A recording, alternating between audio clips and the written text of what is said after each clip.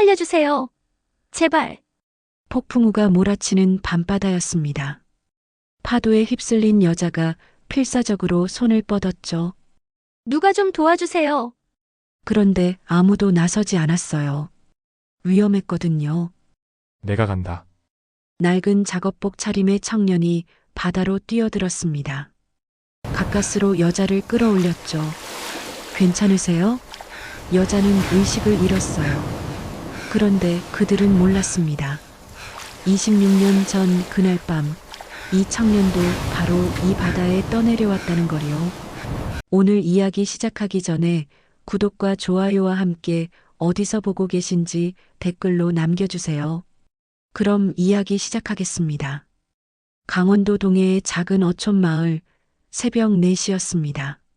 수산물 위판장 앞에는 벌써부터 트럭들이 줄지어 섰죠. 박도윤은 낡은 작업복 위에 고무 앞치마를 두르고 얼음 박스를 나르고 있었습니다. 26살, 그러니까 또래들이 회사에서 신입티를 벗을 나이에 그는 여전히 막일로 하루를 버티고 있었어요. 어릴 적 부모님이 배사고로 돌아가신 뒤 그를 키운 건 양부모였습니다. 그런데 작년부터 양아버지가 뇌졸중으로 쓰러지셨죠. 양어머니도 당뇨 합병증이 심해져 병원을 들락거렸습니다.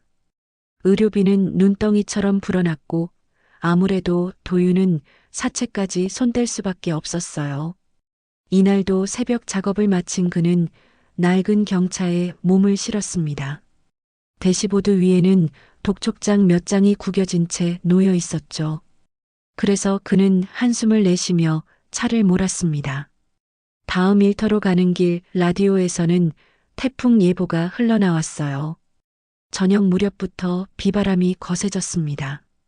도윤은 항구 근처 식당에서 설거지 아르바이트를 하고 있었죠. 창밖으로 보이는 바다는 검은 파도가 하얗게 부서지며 포효했습니다. 사장님이 걱정스러운 얼굴로 말했어요.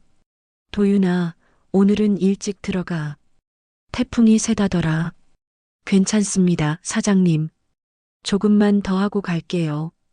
그런데 밤 11시쯤 가게 문을 닫고 나서는데 이상한 소리가 들렸습니다. 파도 소리에 섞인 비명 같은 것이었죠. 아무래도 착각이겠거니 했는데 그 소리가 또 들렸습니다. 도윤은 손전등을 켜고 방파제 쪽으로 달려갔어요. 빗줄기가 얼굴을 때렸고 바람이 몸을 휘청거리게 했죠. 그래서 그는 철책을 붙잡고 아래를 내려다봤습니다. 파도에 밀려온 무언가가 바위에 걸려 있었어요. 사람이었습니다. 중년 여성이 물속에서 허우적거리고 있었죠. 순간 도윤의 몸이 먼저 움직였습니다. 겉옷을 벗어던지고 바다로 뛰어들었어요. 차가운 파도가 온몸을 집어삼켰죠. 그러니까 그는 있는 힘껏 헤엄쳐 여자에게 다가갔습니다. 여자는 이미 의식이 없었어요. 도윤은 여자의 몸을 끌어안고 바위를 타고 올라갔죠. 가까스로 방파제 위로 올라왔을 때 그의 손은 피투성이었습니다. 그래도 그는 여자의 입에서 물을 빼내고 심폐소생술을 시작했어요.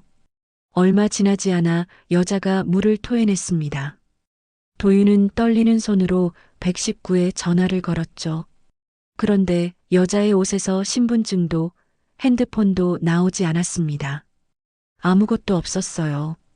구급차가 도착했고 여자는 병원으로 실려갔습니다. 도윤도 함께 탔죠. 응급실에서 의사가 물었어요. 보호자이신가요? 아니요. 그냥 지나가다가 구조했습니다. 신원 확인이 안 되네요. 일단 치료는 하겠습니다. 도윤은 젖은 옷 그대로 의자에 앉았습니다.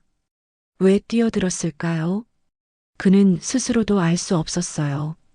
그저 사람이 죽어가는데 그냥 지나칠 수가 없었던 거죠.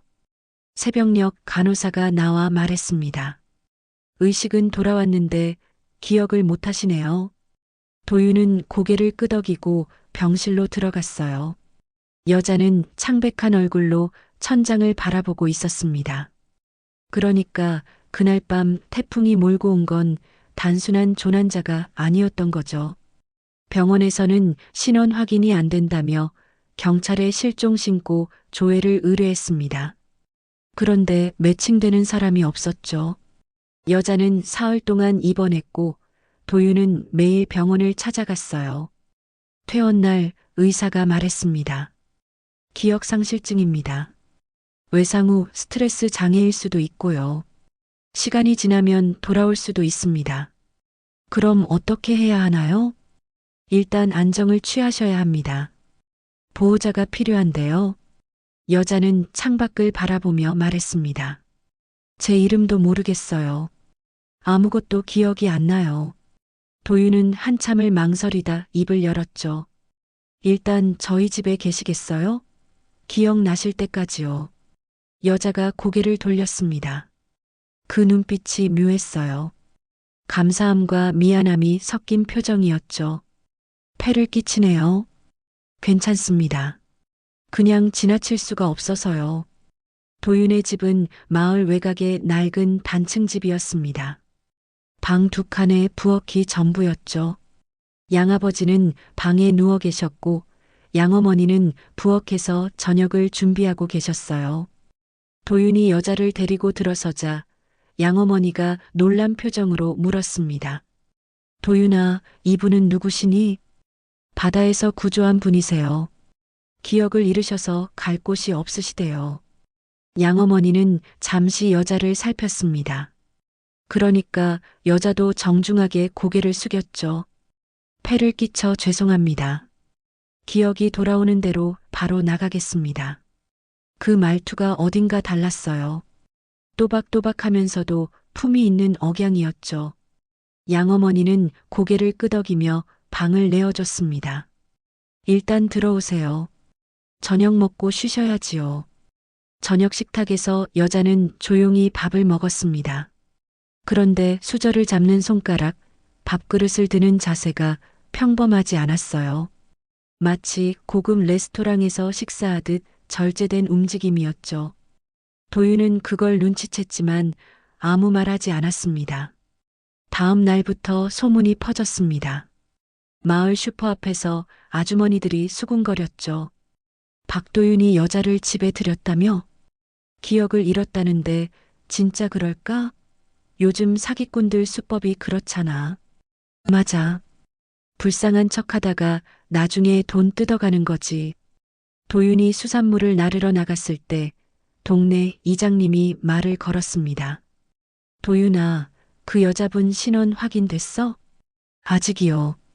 경찰에서도 조회가 안 된다고 하던데요. 조심해라. 요즘 세상에 공짜는 없어. 도윤은 그저 웃으며 넘겼습니다. 그런데 며칠이 지나자 이상한 일들이 생겼어요. 여자는 집안일을 거들면서도 모든 걸 정확하게 처리했죠. 설거지 하나도 체계적이었고 빨래를 개는 솜씨도 호텔급이었습니다. 어느 날 양아버지가 식사 중 사례가 들렸습니다. 도윤과 양어머니가 당황하는 사이 여자가 재빠르게 다가가 등을 두드렸어요. 정확한 각도와 힘으로요. 양아버지가 기침을 하며 숨을 쉬자 여자는 조용히 물 한 컵을 건넸죠. 천천히 드세요. 그 모습을 본 도윤은 의아했습니다. 평범한 사람이 저렇게 침착하게 응급처치를 할 수 있을까요? 게다가 여자는 가끔 창밖을 보며 먼 곳을 응시했어요. 그 시선엔 무언가 잃어버린 것을 찾는 듯한 간절함이 있었죠. 저녁 무렵 도윤은 여자에게 물었습니다. 혹시 무슨 일 하셨는지 기억나세요? 여자는 고개를 저었어요. 아니요. 그런데 이상하게 어떤 것들은 몸이 기억하는 것 같아요. 무슨 뜻이죠? 잘 모르겠어요. 그냥 손이 먼저 움직이는 거예요. 도윤은 불안했습니다. 이 여자는 분명 평범한 사람이 아니었어요. 그러니까 그날 밤 도윤은 잠들지 못하고 천장을 바라봤죠. 도대체 이 여자는 누구일까요? 그리고 왜 바다에 빠졌던 걸까요? 현재로부터 26년 전 부산 남항이었습니다. 윤서연은 당시 23이었죠. 서린그룹 회장의 외동딸이자 유일한 후계자였습니다. 그녀는 검은색 정장에 하이힐을 신고 컨테이너 부두를 걷고 있었어요. 옆에는 3살배기 아들이 유모의 손을 잡고 따라왔죠. 전무님, 이쪽입니다. 물류 담당 이사가 앞장섰습니다. 그런데 서연의 눈빛은 차갑게 가라앉아 있었어요. 한 달 전부터 이상한 징후들이 포착됐거든요. 회사 장부와 실제 물동량이 맞지 않았고 특정 선박의 운항 기록이 삭제된 흔적이 있었죠. 김 이사님, 이 배가 지난달 어디로 갔었죠? 베트남 하노이입니다. 전무님. 그런데 왜 통관 기록은 없죠? 김 이사의 얼굴이 굳었습니다. 서연은 선박 선실로 올라갔어요.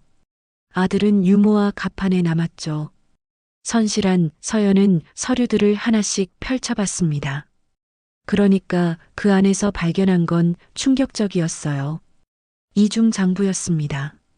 회사 자금으로 불법 무기를 들여와 제3국에 되팔고 있었죠. 금액만 해도 수백억 원 규모였습니다. 서연의 손이 떨렸어요. 아버지는 이걸 아실까요? 아니면 회사 내부의 누군가가 독단으로 벌인 일일까요? 그때 김 이사가 들어왔습니다. 전무님, 이제 그만 나가시죠. 늦었습니다. 김 이사님, 이게 뭡니까? 설명해 보세요. 김 이사의 표정이 변했어요. 그는 문을 닫고 낮은 목소리로 말했죠. 전무님, 모르는 게 약입니다. 그냥 못 본 척 하세요. 이건 범죄예요. 당장 중단시켜야 합니다. 전무님, 혼자 어떻게 하시겠습니까? 이건 위에서 승인된 일입니다. 서연의 얼굴이 창백해졌습니다. 위에서라는 건 아버지를 뜻하는 걸까요? 아니면 이 사진 중 누군가일까요? 그녀는 서류를 가방에 넣었어요. 저는 이걸 공개할 겁니다. 회사가 무너지더라도요. 김 이사가 한숨을 쉬었죠. 그러시겠다면 어쩔 수 없네요. 그날 밤 11시 서연은 호텔방에서 서류를 정리하고 있었습니다. 아들은 옆 침대에서 곤히 자고 있었죠. 그런데 갑자기 전화벨이 울렸어요. 전무님, 큰일 났습니다. 배에 불이 났어요. 서연은 즉시 택시를 잡아탔습니다. 아들을 호텔에 맡기고 혼자 항구로 달려갔죠. 도착했을 때 배는 이미 화염에 휩싸여 있었어요. 소방차 여러 대가 물을 뿌리고 있었습니다. 김 이사가 다가왔습니다. 전무님, 위험합니다. 물러나세요. 서류는요? 제가 가져온 서류들은요? 선실에 있었습니다. 전부 타버렸을 겁니다. 서연은 그 순간 깨달았어요. 이건 사고가 아니었죠. 증거를 없애려는 계획된 방화였습니다. 그녀는 뒤돌아 김 이사를 노려봤어요. 이사님, 당신이 그랬군요. 김 이사는 대답하지 않았습니다. 그저 차갑게 웃을 뿐이었죠. 서연은 떨리는 손으로 핸드폰을 꺼냈어요. 경찰에 신고하려는 순간 누군가 뒤에서 그녀를 밀쳤습니다. 서연의 몸이 부두 난간을 넘었습니다. 차가운 바닷물이 온몸을 집어삼켰죠. 그녀는 필사적으로 헤엄쳤어요. 그런데 누군가 위에서 돌멩이를 던졌습니다. 머리에 강한 충격이 왔죠. 의식이 흐려지는 순간 서연의 머릿속엔 아들 얼굴이 떠올랐습니다. 3살배기 아들이 호텔에서 엄마를 기다리고 있을 거예요. 그런데 이제 다시는 볼 수 없을지도 모르죠. 물살에 휩쓸려가며 서연은 생각했습니다. 이게 끝일까요? 아들은 누가 지켜줄까요? 그리고 진실은 영원히 묻히는 걸까요? 다음 날 아침 뉴스에는 짧은 기사가 실렸습니다. 서린그룹 윤서연 전무, 부산 출장 중 실종. 바다에 빠진 것으로 추정.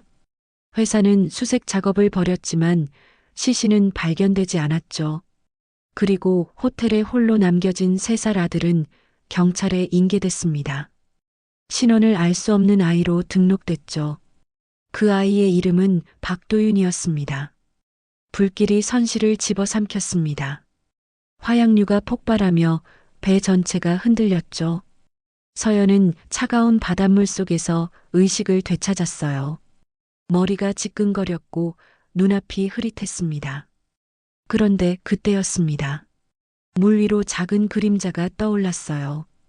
주황색 구명조끼를 입은 아이였죠. 도윤이었습니다. 폭발로 난간이 무너지면서 아이도 바다에 떨어진 거예요. 도윤아. 서연은 있는 힘껏 헤엄쳤습니다. 아이는 울음도 못 올 채 물 위에 떠 있었죠. 서연이 아이를 끌어안았어요. 아이의 입술은 파랗게 질려 있었습니다. 엄마가 있어, 괜찮아. 그런데 다시 폭발음이 울렸습니다. 화염이 기름 탱크에 옮겨 붙은 거죠. 충격파가 물결을 일으켰어요. 서연과 도윤은 파도에 휩쓸려 멀리 떠내려갔습니다. 서연의 의식이 다시 흐려졌어요. 그래도 그녀는 아이를 놓지 않았죠. 손목에 차고 있던 금속 팔찌를 풀어 도윤의 작은 손목에 채웠습니다. 그 팔찌에는 서린그룹 로고가 새겨져 있었어요. 살아야 해. 엄마 대신. 그리고 서연의 손에서 힘이 빠졌습니다. 두 사람은 어둠 속으로 가라앉았죠. 새벽녘 어선 한 척이 표류하던 서연을 발견했습니다. 그녀는 가까스로 숨만 쉬고 있었어요. 어부들이 응급조치를 하고 병원으로 옮겼죠. 그런데 아이는 보이지 않았습니다. 서연은 일주일 동안 혼수 상태였습니다. 깨어났을 때 그녀의 몸은 온통 붕대로 감겨 있었어요. 의사가 말했죠. 기적적으로 살아나셨습니다. 하지만 머리를 크게 다치셨어요. 제 아들은요? 3살짜리 아들이 같이 있었어요. 의사는 고개를 저었습니다. 함께 구조된 사람은 없었습니다. 그때 병실 문이 열렸어요. 서린그룹 비서실장이 들어왔습니다. 그는 차갑게 서류를 내밀었죠. 전무님, 회사에서 조사했습니다. 화재 사고로 선박이 전소됐고, 제 아들은요? 도윤이는 어디 있어요? 비서실장이 잠시 침묵했습니다. 그러니까 그가 입을 열었을 때 서연의 세계가 무너졌죠. 아이도 함께 사망한 것으로 추정됩니다. 시신은 발견되지 않았습니다. 거짓말이에요. 제가 구명조끼를 입혔어요. 살아있을 거예요. 바다가 거칠었습니다. 3살 아이가 견딜 수 없었을 겁니다. 서연의 손이 떨렸습니다. 아니, 온몸이 떨렸어요. 가슴이 찢어지는 것 같았죠. 그녀는 비명을 질렀습니다. 안 돼요. 아니에요. 간호사들이 달려들어 진정제를 놓았습니다. 서연은 의식을 잃으며 아들의 얼굴을 떠올렸어요. 작고 따뜻했던 손, 엄마를 부르던 목소리, 웃을 때 보조개가 파이던 볼, 그 모든 게 사라졌습니다. 한 달 후 서연은 퇴원했습니다. 그런데 그녀는 집으로 돌아가지 않았어요. 회사도 가지 않았죠. 그녀는 바닷가 작은 마을로 숨어들었습니다. 매일 밤 악몽에 시달렸어요. 불길 속에서 울부짖는 아이의 목소리가 들렸죠. 그리고 차가운 바닷물이 아이를 삼키는 장면이 반복됐습니다. 내가 죽였어. 내가 아이를 죽인 거야. 서연은 거울을 볼 수 없었습니다. 자신의 얼굴이 보이는 게 견딜 수 없었어요. 어떻게 살아남을 수 있었을까요? 왜 아이 대신 자신이 살아남았을까요? 26년이 흘렀습니다. 서연은 그 죄책감을 안고 살았어요. 회사로 돌아갔지만 웃을 수 없었죠. 사람들은 그녀가 차갑다고 말했습니다. 그런데 그건 차가운 게 아니었어요. 그저 죽어 있는 거였죠. 그러던 어느 날이었습니다. 회사 내부 고발 사건이 터졌어요.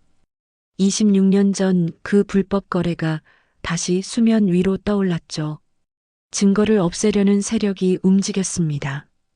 서연은 다시 부산으로 향했어요. 증거를 찾기 위해서였죠. 그런데 그날 밤 누군가 그녀를 뒤쫓았습니다. 서연은 항구로 도망쳤어요. 그리고 바다에 떨어졌죠. 26년 만에 다시 바다에 빠진 겁니다. 물 위로 떠오르며 서연은 생각했어요. 이번에도 살아남게 될까요? 아니면 아들 곁으로 가게 될까요? 그런데 그때 누군가 그녀를 끌어올렸습니다. 젊은 남자였죠. 의식을 잃기 직전 서연은 그 남자의 손목을 봤습니다. 낡은 금속 팔찌가 채워져 있었어요. 서린그룹 로고가 희미하게 새겨진 그 팔찌를 도윤, 그리고 모든 게 어둠에 잠겼습니다. 26년 전 그날 새벽 강원도동의 앞바다였습니다. 조업을 나갔던 어선 선장이 떠내려오는 물체를 발견했어요. 가까이 가보니 주황색 구명조끼를 입은 아이였죠. 3살쯤 돼 보이는 남자아이가 의식을 잃은 채 파도에 흔들리고 있었습니다. 애가 살아있어. 선장은 아이를 배로 끌어올렸습니다. 아이의 손목에는 금속 팔찌가 채워져 있었어요. 그런데 다른 신원 확인 물품은 아무것도 없었죠. 병원에서 아이는 깨어났습니다. 의사와 경찰이 물었어요. 이름이 뭐니? 엄마 아빠는 어디 계시니? 아이는 아무 말도 하지 못했습니다. 그저 울기만 했죠.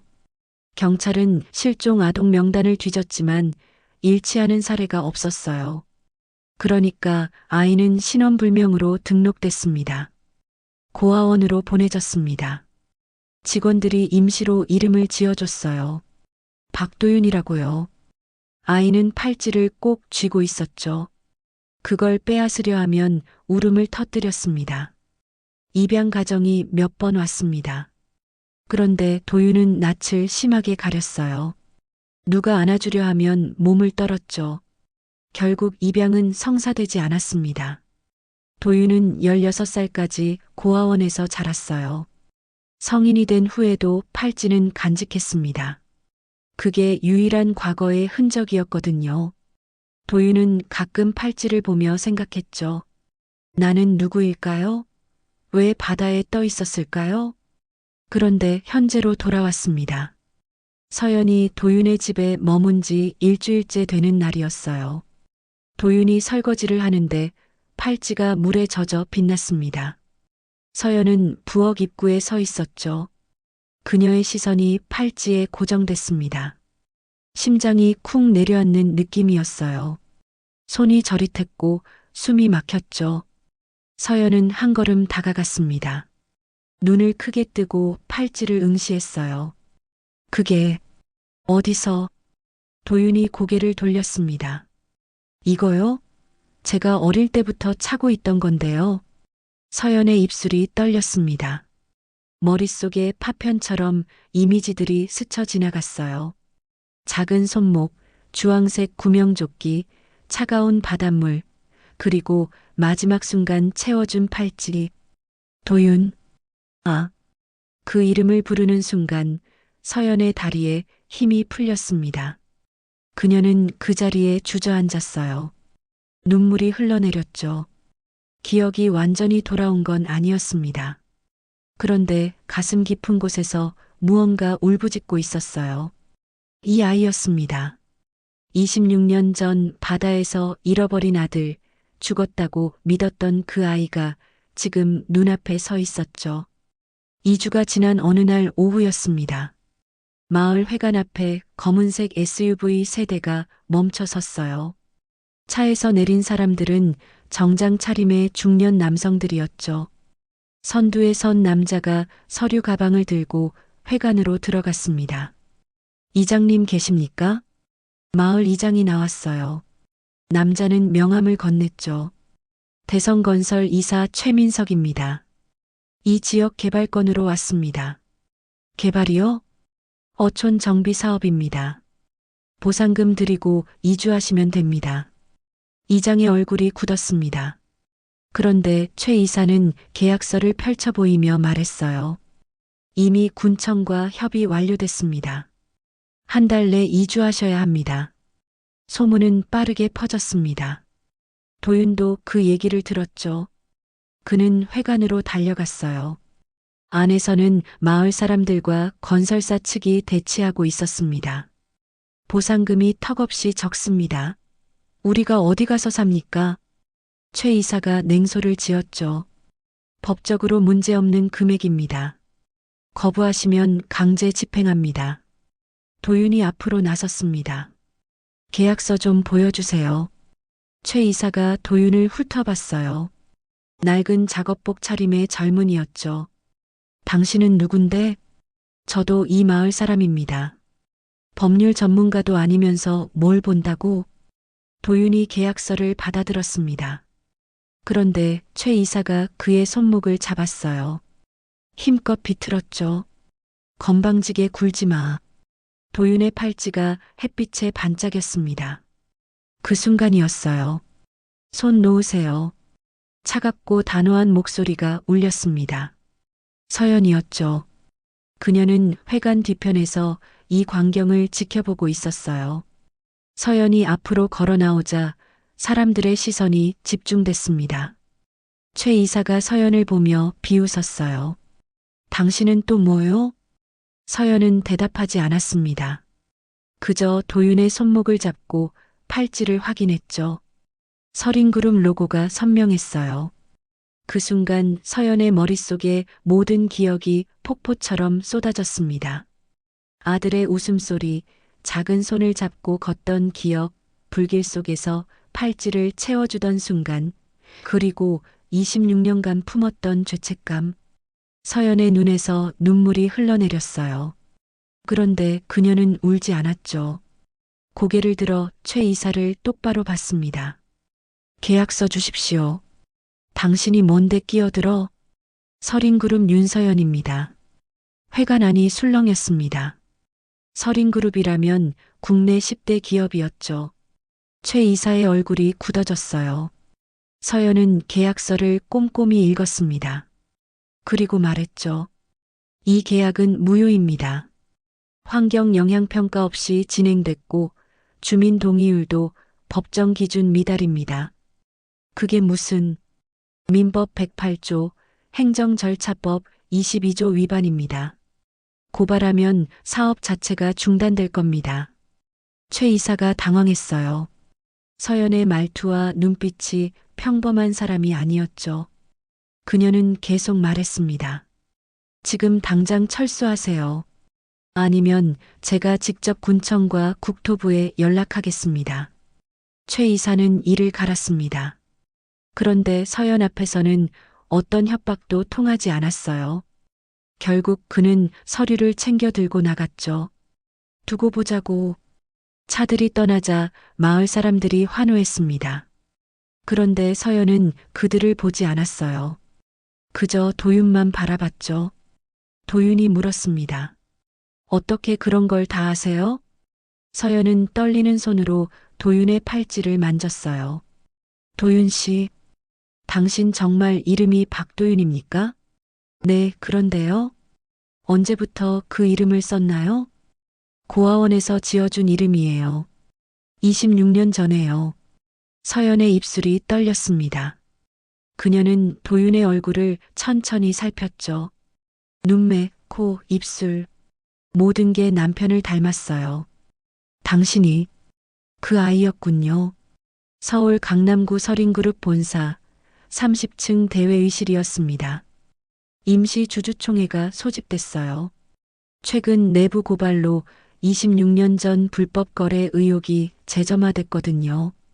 회의실에는 이사진과 대주주들이 모여 있었죠. 단상에는 부회장 윤재혁이 서 있었습니다. 그는 서연의 친사촌이었어요. 26년 전 서연이 실종된 후 경영권을 장악한 인물이었죠. 고인이 된 윤서연 전무의 불명예스러운 과거가 드러났습니다. 그러니까 우리는 이 사안을 조용히 정리하고. 그때 회의실 문이 열렸습니다. 모두의 시선이 그쪽으로 향했어요. 검은색 정장을 입은 여성이 들어왔죠. 뒤따라 변호사 2명과 검찰 수사관들이 함께 들어왔습니다. 윤재혁의 얼굴이 하얗게 질렸어요. 서연? 서연은 단상으로 걸어갔습니다. 하이힐 소리가 조용한 회의실에 울렸죠. 그녀는 윤재혁을 똑바로 보며 말했어요. 오랜만입니다. 재혁 오빠. 회의실이 술렁였습니다. 죽은 줄 알았던 윤서연 전무가 살아 돌아온 거예요. 서연은 마이크 앞에 섰죠. 26년 전 저는 부산 항만에서 실종됐습니다. 모두가 사고사로 알고 있었죠. 그녀가 서류를 꺼냈어요. 그런데 그 안에는 당시 불법 거래 증거가 담겨 있었습니다. 이건 제가 발견한 이중 장부입니다. 회사 자금으로 불법 무기를 거래한 기록이죠. 26년 전 그날 저는 이 증거를 확보했습니다. 윤재혁이 끼어들었어요. 그건 이미 화재로 소실됐다고 들었는데요. 맞습니다. 배가 불에 탔으니까요. 그런데 누가 불을 질렀을까요? 서연이 다른 서류를 펼쳤습니다. CCTV 복원 자료였어요. 국과수에 의뢰해 당시 영상을 복원했습니다. 화재 10분 전 김진수 전 이사가 선실에 들어가는 모습이 확인됐습니다. 스크린에 영상이 재생됐어요. 검은 옷을 입은 남자가 기름통을 들고 배로 올라가는 장면이었죠. 회의실이 웅성거렸습니다. 서연이 계속 말했어요. 김 이사는 누구의 지시를 받았을까요? 바로 윤재혁 부회장입니다. 증거도 없이 함부로. 증거 있습니다. 서연이 녹취록을 내밀었죠. 26년 전 전화 통화 기록이었어요. 검찰이 확보한 자료였습니다. 증거를 없애라. 서연도 함께. 이게 오빠 목소리 아닙니까? 윤재혁의 얼굴이 일그러졌습니다. 그는 변명하려 했지만 말이 나오지 않았어요. 서연은 계속 진실을 폭로했죠. 저는 그날 바다에 빠졌습니다. 누군가 저를 밀었어요. 그리고 제 아들도 함께 떨어졌죠. 회의실에 정적이 흘렀습니다. 서연의 목소리가 떨렸어요. 3살짜리 아들이었습니다. 저는 26년간 그 아이가 죽었다고 믿었어요. 그런데 살아 있었습니다. 서연이 손짓하자 도윤이 들어왔습니다. 그는 깔끔한 셔츠 차림이었어요. 사람들이 그를 주목했죠. 이 사람이 제 아들입니다. 박도윤, 본명은 윤도윤입니다. 도윤은 어색하게 고개를 숙였습니다. 그러니까 그의 손목에 찬 팔찌가 눈에 들어왔어요. 서연이 설명했죠. 이 팔찌는 서린그룹 창립 40주년 기념품입니다. 제가 직접 아들 손목에 채워줬죠. DNA 검사 결과도 있습니다. 서연이 검사 결과지를 보여줬습니다. 모자 관계가 명확히 확인됐어요. 회의실이 다시 술렁였죠. 윤재혁이 자리에서 일어났습니다. 이건 조작이야. 26년 만에 갑자기 나타나서.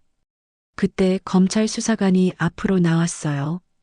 윤재혁 씨, 살인 미수 및 업무상 배임 혐의로 체포하겠습니다. 수갑이 채워졌습니다. 윤재혁은 발버둥 쳤지만 소용없었어요. 그는 끌려나가며 서연을 노려봤죠. 그런데 서연은 흔들리지 않았습니다. 회의가 끝난 후 서연은 아버지 영정 앞에 섰습니다. 3년 전 돌아가신 회장님이었어요. 서연은 깊이 절했죠. 아버지, 돌아왔습니다. 그리고 아들도 찾았습니다. 도윤이 옆에 섰습니다. 그도 함께 절했어요. 그러니까 서연은 아들의 손을 잡았죠. 따뜻했습니다. 26년 만에 다시 잡은 손이었어요. 이제 시작입니다.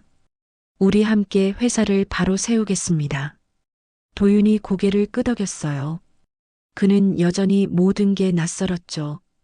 그래도 엄마 옆에 서 있다는 게 이상하게 편안했습니다. 6개월이 흘렀습니다. 서린그룹은 대대적인 개편을 거쳤어요. 불법 거래에 연루된 임원들이 모두 퇴출됐고 투명 경영 시스템이 도입됐죠. 서연은 회장직에 복귀했지만 일선 경영은 전문 경영인에게 맡겼습니다. 그녀가 선택한 건 다른 길이었어요. 강원도동의 어촌마을, 그곳에 작은 사무실이 생겼습니다.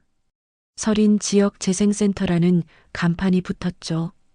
서연은 이곳에서 주민들과 함께 마을 발전 계획을 논의했어요.